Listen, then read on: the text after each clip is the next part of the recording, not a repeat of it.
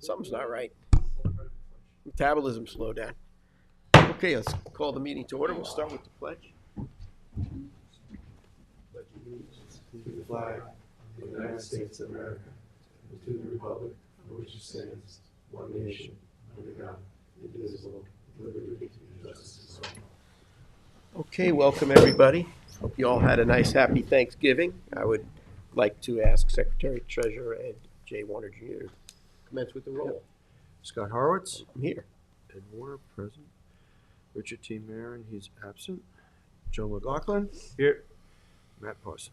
Here. All right, so welcome everybody. Welcome to the folks that are on Zoom. Just for informational purposes, our next work session will be Monday, December 16th, 9:30 a.m. here at beautiful Town Hall, followed by our regular meeting at 1 p.m.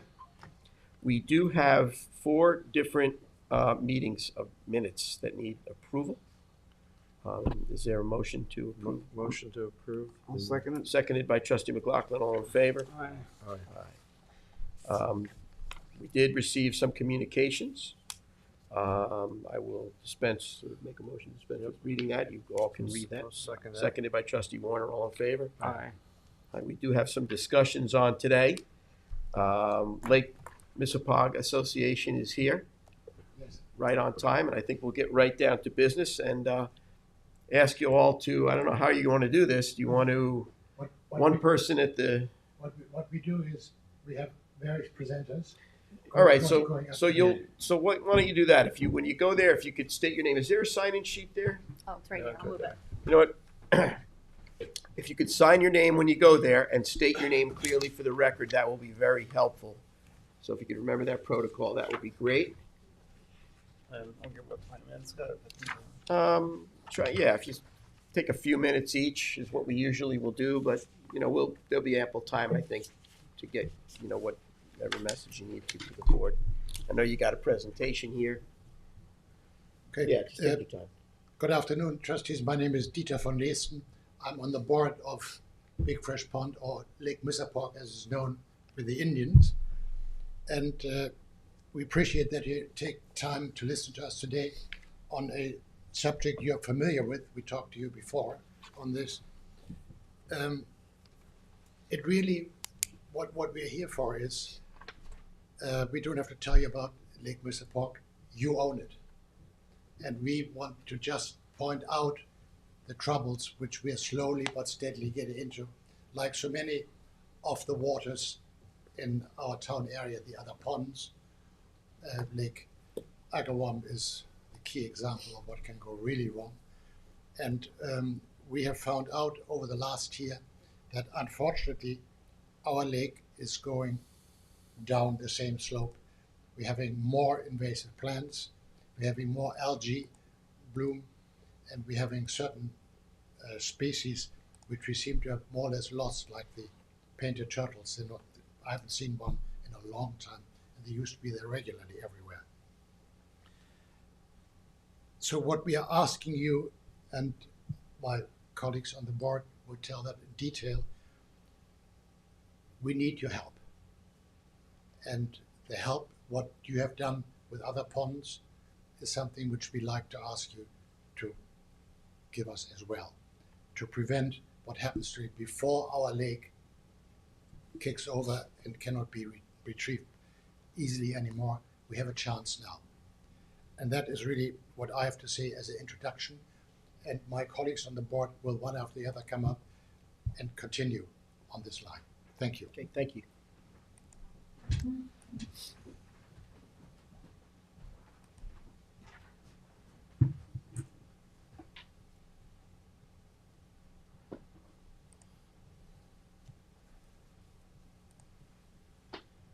Hello, my name is Norman Freiberg. I've been a resident on the lake since 1977. I think Dieter made a great summary of the situation. We have a few pictures to show you. The main point, I think, is that the change has been happening faster than any of us expected. We knew there was going to be change in the lake, but it's happening very quickly. We haven't really had a study done of the lake in 35 years. The main one was done by Dr. Welker in the 70s, 1975, I believe. And there were a couple of follow-up studies. The most recent one was in 1989. So it's been 35 years since we've had any kind of scientific look at what was going on in the lake. But we do have a lot of observations that we can share with you. If we look at, this is a satellite view of the map. It's hard to see here, but the green parts represent where there are now water lilies growing, and the red parts where there are Phragmites australis. The Phragmites are an invasive, non-native species. I think you're all probably familiar with them in various places around the town and around the island. And they are beginning to encroach on areas where they never were before. This is a major growth of Phragmites along the North Shore, what I believe is Nature Conservancy property. And you can see how widespread they are. Those plants that you see in the light green are about 12 feet high. That's how big they can get. They're sometimes known as the common reed, but they are a non-native species. This is heading into a cove, that is known on some maps as the Alewife Dream, which was apparently an Old English word for drain, and it's the only outflow of the lake. And every spring, this species of fish called the alewife, related to the herring, swim up here in vast numbers to spawn in the lake. Our concern is, and as you can see all the lily pads there in the foreground, and if we zoom into where the actual stream leads out of the pond, you can see how overgrown it is with various plants. The concern here is that it makes it difficult for the fish to migrate into the lake to spawn, and it would be a huge impact on the ecosystem of the lake if we lost that. Just for reference, anecdotally, I sailed my boat in there a couple of years ago, and I decided to take a walk along the stream, and when I got out of the boat, I sank in almost to my hips in muck. And luckily, I held onto the boat. I was able to hoist myself back in, but that's the kind of situation we have with sediment at various places in the lake. This is moving west from the Alewife Dream section of lily pads, and this is new over the last few years with the Phragmites behind it. So you can see how prevalent these are at various places in the lake. This is, the sandy part there is Elliston Park, which of course is the major public access to the lake where many people go to swim. And you can see on the left, the Phragmites and the lily pads are encroaching onto the park land. And if left unchecked, they will eventually go all the way across. I've been swimming this past summer at Elliston Park, and I can tell you that if you go in more than 50 feet from the shore, you're already running into some of the subsurface weeds. So it's a new and ongoing problem. This is going around the corner from Elliston Park, and you can see more lily pads gathering and proliferating. This is new. This is again on the northern shore near the boat launch ramp, the northwestern part of Big Fresh Pond. And you can see this layer of brown gook, I don't know what to call it, sludge. It's deep, you cannot paddle through it. If you get stuck in there, good luck. And went close enough to get a handful, and you can see that it comprises this kind of decaying vegetation matter that's been growing along the edges of the lake now. But we never saw the brown stuff before. Here's another close look to give you an idea of the scale of it. This is about 15 feet deep next to the shore, or rather coming out 15 feet from the shore, and along a length of perhaps 60 or 70 feet along the shore. Completely impenetrable. This was a new phenomenon. This is an island that appeared magically. This is at the southwestern corner of the lake looking west. And this island floated up out of the gunk in the bottom of the lake. And what it is, it's a tangled mass of vegetation. When it heats up in the summertime, you get gas generated underneath and it floats up out of the water. There were 3 such islands in the lake this year. This one, along with the lily pads now, in the autumn, it gets cold, the island has gone underwater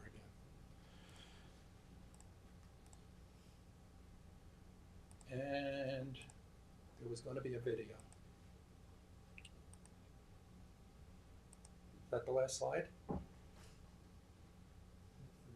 Oh, that's it. Is it possible to play that, please? Well, what this was going to show is actually a view of the town property at the southwestern corner of the pond. There's a small section of town property, and the completely boxed in by Phragmites and water lilies. You can't get to the lake from that piece of town property. And from that point around, there was a panorama shot. Maybe if we go back to the map, let me go back to the map.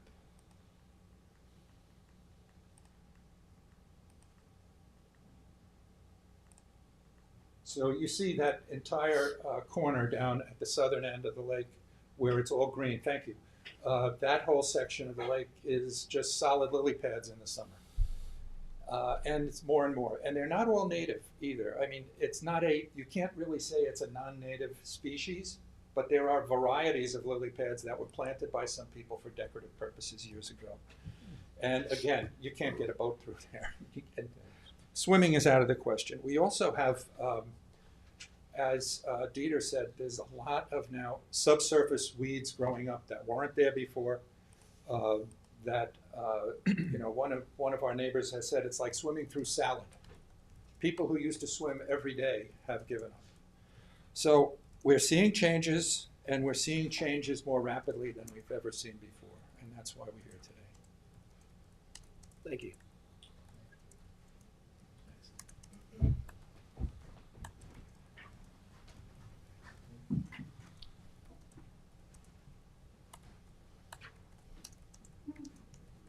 Good afternoon, everyone. I'm John Simoni. I'm at 260 Big Fresh, resident only since 2015, but here to talk a little bit about the pond.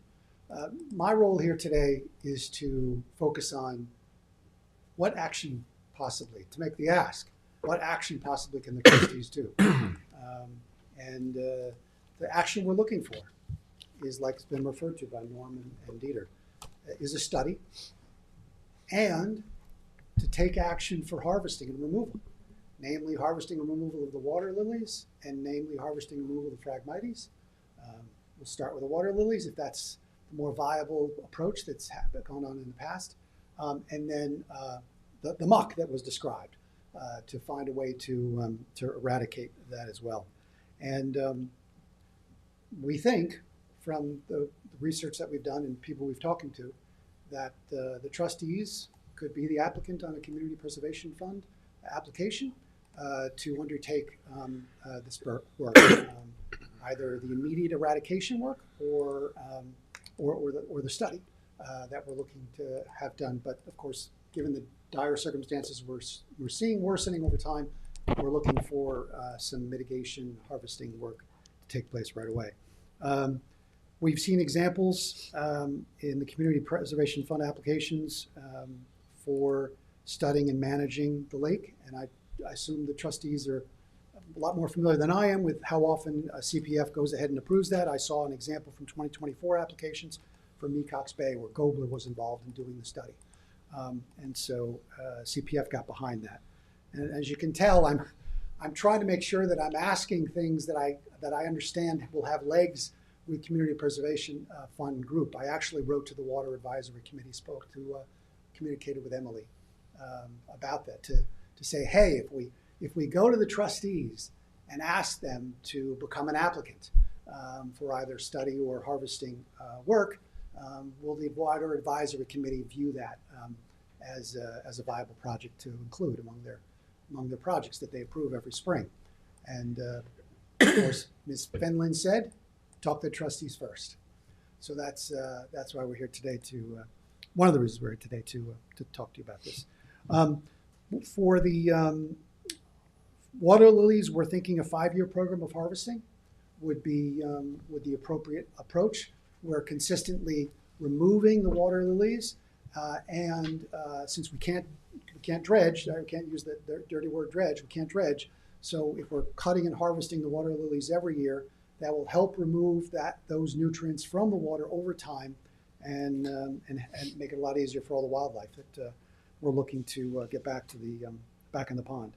And I think this, from my research, it looks like this project would fall well within the aquatic restoration form of funding through CPF, as defined under town law and Southampton Town Code 14031. And we also think the 5 years is appropriate, and it looks like under the statute that you're supposed to have a planning and design and implementation of a project that is a probable use of 5 years. So that's one of the reasons we're saying 5-year effort to harvest. And we also don't think that this project of harvesting water lilies is any different than what the trustees recently did in 2023 on Mill Pond, where you took money from carp removal, that was CPF water quality money from carp removal, and brought it into this project. It wasn't a big number, but there's the precedent there for water lilies. I can't find others, but I'm sure there are. So that's why we think it's a viable thing for the trustees to step their toe in the water on, if you will.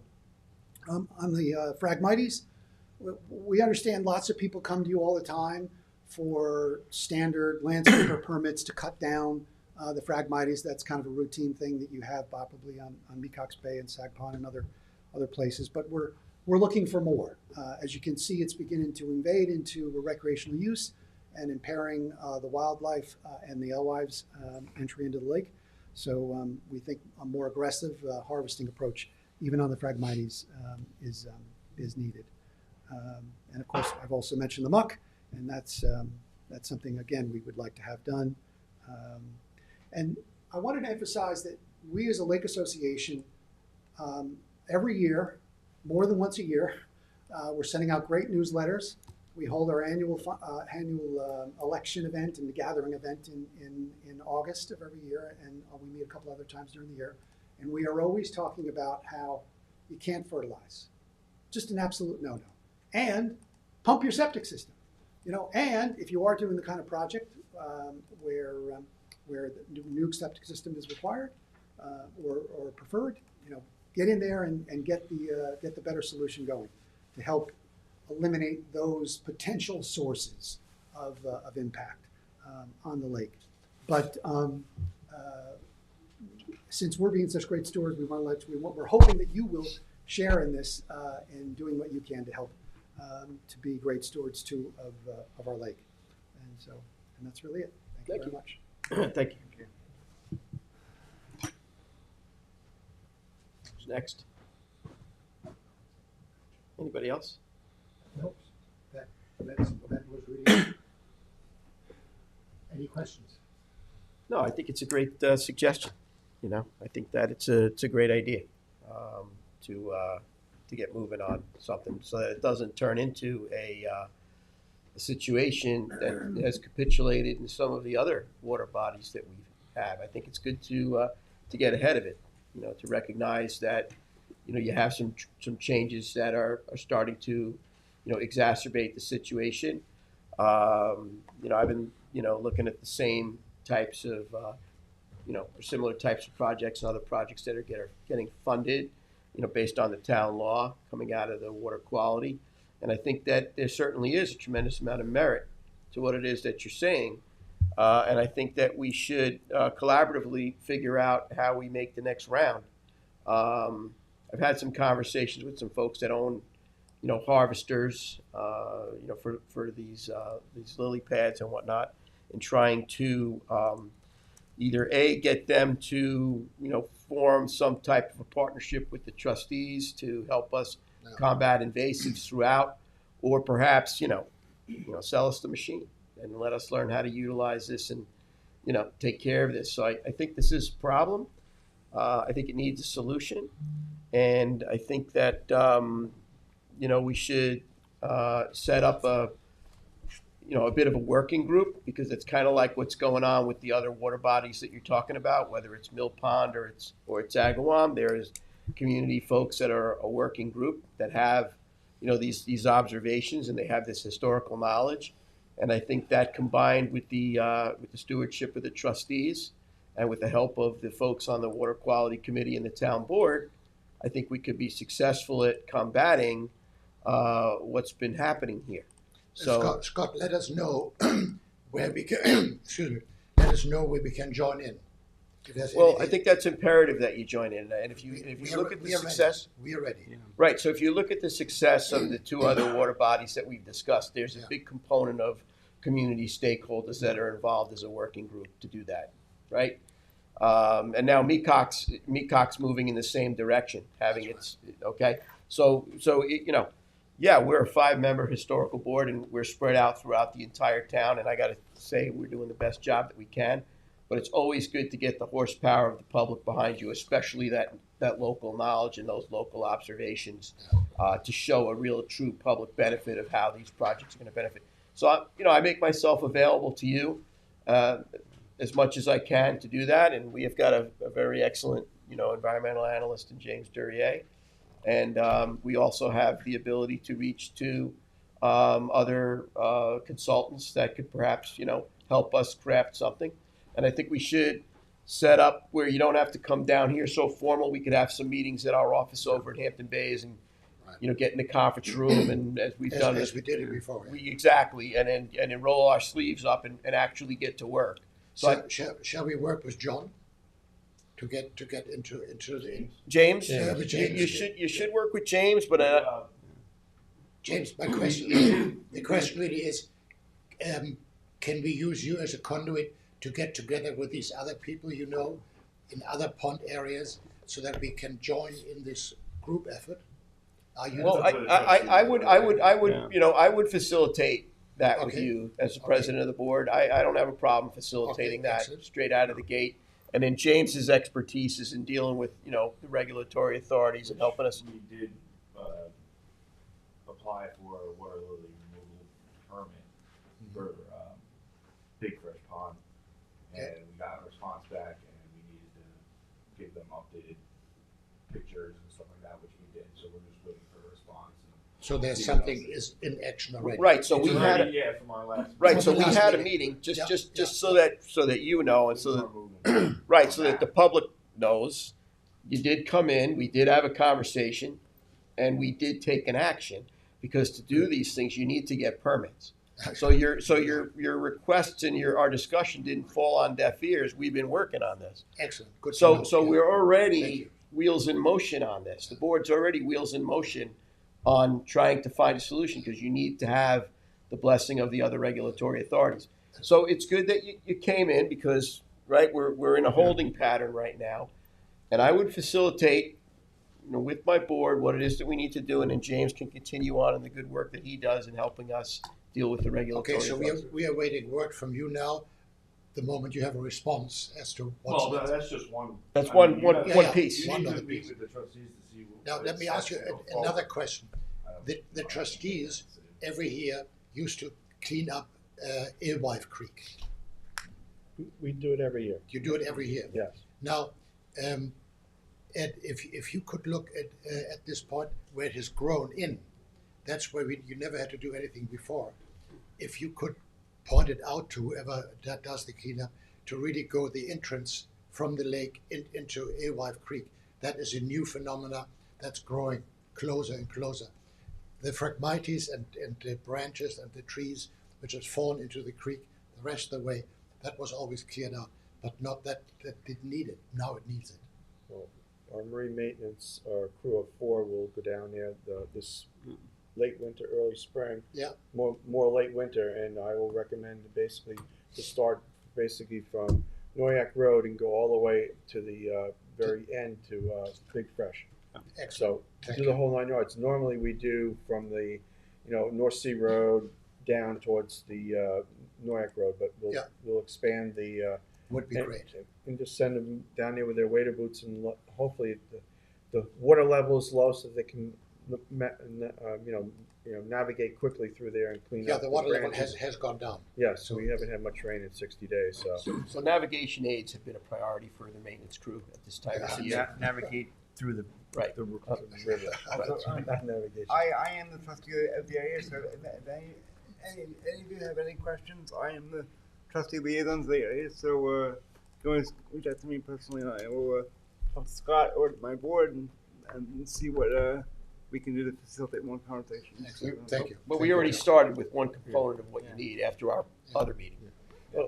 Okay, It sounds So- like this DEC needs to be, instead of a piecemeal kind of a deal, I think it needs to be a holistic approach. Yeah. I Yeah. mean, you've already mentioned the septic, you've already looked into your homes of what's coming off the runoff with possible fertilization and groundwater intrusion, so we know that's there, but we need basically, to put this all together, we need basically probably a new pond study.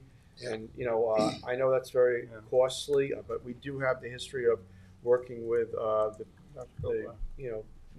Mill Creek and Mill Pond and that association of people, and we have Princeton Hydrological and a bunch of other people that have looked into these pond studies. So we do have all that information, so maybe we can get, a point person from you, Joe here, and maybe one of the other trustees to sit down and really put an actual bucket list of what we have to do, check it off, and then, because you're ready. because you did a broad stroke here. We got to narrow each one of these little issues down. Correct. And we already got wheels in motion with, Yeah. with the one aspect of it. So Okay. let's, you know how to reach me. We don't have to be so formal I think so. with this, and then we can set some further meetings and discussions up to continue moving So forward. that's all I can say now. Thank you for listening to us. We appreciate that very much, and we now know where to go next. Good. Hey everyone, I'm Grant Greenberg. So I just want to better understand where things are at in terms of the permitting process and what we have applied for, or the trustees have applied for, and what that would James, look you like. want to explain it? Yeah, we applied for water lily removal mainly And who is that from? with the DEC. So it's a DEC permit that you've Correct. applied for, and is that just for water lilies, or it's also for phragmites? Water lily. Just water lilies at this point. So where are we at in that process with the DEC? We submitted all the material that they requested. They came back with an incomplete application requesting new photos, a fee, new plans that showed like the amount, cubic yards and stuff like that. So I provided all that to them and haven't heard back since. So Okay. It's in process. Of course, It's yeah. standard. We're here to help you with that. So if there's anything we can do to help assist with that, we're happy to. Yeah. Please I mean, reach out. I think we're starting on the water lilies first because it's on our underwater lands that we own. The Phragmites, which is some of it's on, Nature's Conservancy, private individual properties, town properties. So that's a little bit more of a difficult application. Usually that's done by individual property owners that, down in Sag Pond and Mecox, individual property owners would come to us and they would want to do individual, basically projects. I don't know if we can put it together as a big fresh pond permit at large for the whole entire pond. As an elected official, I think that would be a much easier way for us to take care of selecting individual sites around the pond. But then again, you need, to figure out the cost and everything of that project. And, then we would need to come up with a, process through the committee for CPF 20 funding and stuff like that, a good narrative and, and include the other projects that would be going along with it and try to put it under water quality because it has to do with water quality that was driving these, growth of these stands of, plants. Right. I think we did an inventory and figured out that there were 70 different property owners all the way around the pond, town, Peconic Land Trust, Nature Conservancy, and then individual homeowners. And two of the biggest areas of the Phragmites are on the Nature Conservancy property and the Peconic Land Trust properties. So if we were wanting to do a smaller project, that would be an obvious place for us to possibly start as opposed to homeowners. Yeah, I agree. Yeah, I mean, we've done projects in the Long Pond Greenbelt where they come in and they cut and they, cut them and they, with, who did we do that project with in the Long Pond Greenbelt? Remember with Ann and going down there with a boat and cutting that little the invasive, Long Island invasive species. task force? Yeah. I forget. They came down with the kayaks. Yeah, there's an actual group of people that go from pond to pond to pond and start these little projects. Right. So maybe we could hook you guys up and you can have a conversation with them.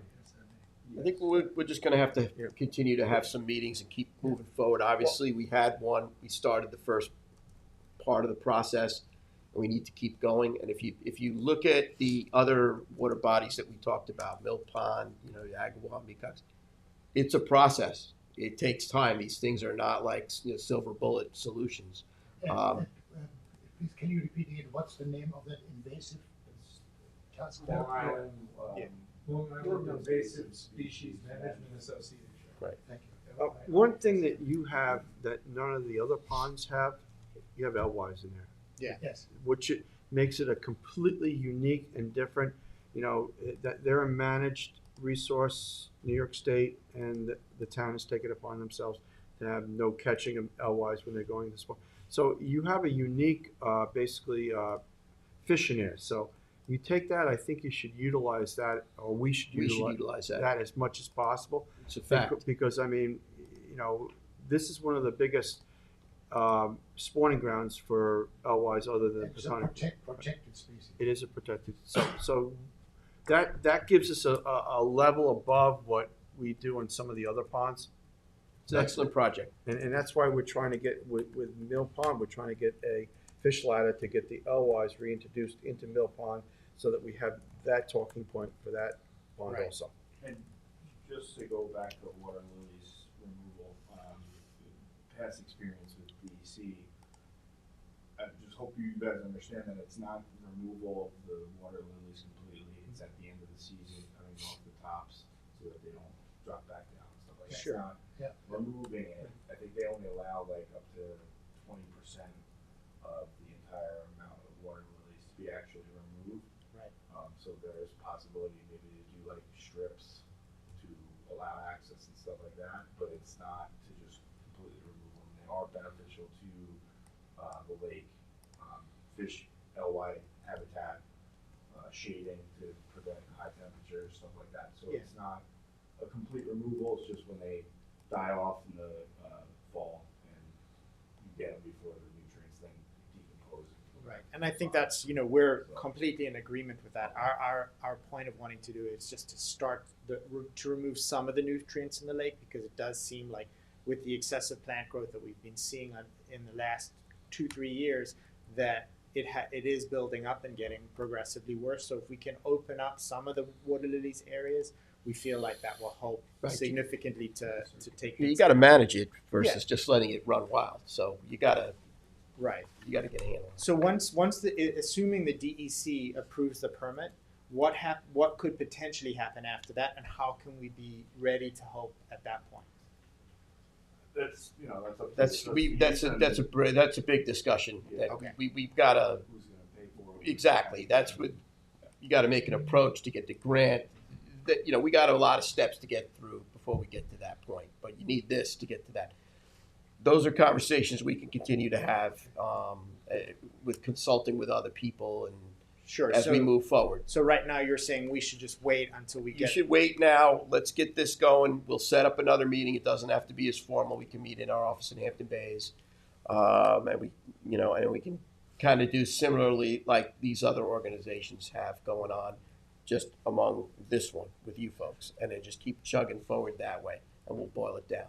Great. We Okay. really continue to appreciate all of your thoughtfulness with the approach to the pond, and we are hopeful that we can make something happen here. Thank you. Already started. Thank you. Thank you very much. Okay. All right. All right. So we got public portion next. Right? Is there anybody else here that needs to address the board, or anybody on Zoom that needs to address the board? Take care now. Thank you very much. For any other purpose? Anybody got their hand up on Zoom?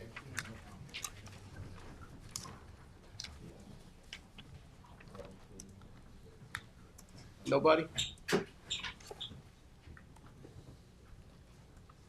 Here for public portion? No? All right, so let's go, I'll make a motion to close public portion then. Second it. Seconded, trustee Warner, all in favor? Aye. Okay, let's move over to the applications for permit. Board trustees hereby waives a public hearing on the following applications because it's been determined that the following projects do not raise a significant degree of public interest. The public input is not needed to aid in the decision-making process. Trustee Alright. Warner.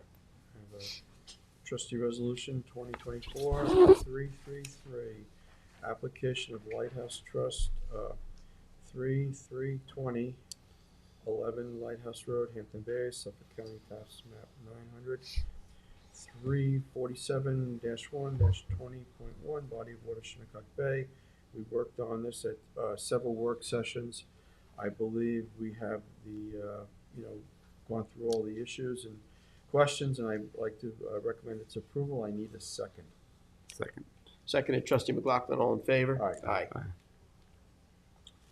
Aye. Trustee resolution 2024-334. Application for 127 Halsey LLC, 127 Halsey Lane, Suffolk County, tax at 900-114-3-20.3 body of water, Mill Creek. We worked on this at work session, and I recommend its approval. Seconded, trustee Parsons, all in favor? Aye. Trustee resolution 2024-335, application for Open Gulo, 40 Noyak Harbor Road, Noyak, Suffolk County, tax map 900-299-1-19.2, body of water, Noyak Creek. We worked on this at work session. I recommend its approval. Seconded, trustee Parsons, all in favor? Resolution 336, application of 94 Boyson Road, Southampton Village. This was a bulkhead replacement, as discussed during work session a couple weeks ago. Application number 904 12-1-19, Southampton Village. May I have a second for this? Second on this? Seconded, trustee Warner, all in favor? Aye. Application 337, application of 16 Cobra Road, North Sea, New York, tax number 900-61-1-69, Whitewater Fish Cove. Can I have a second on that? Second on that.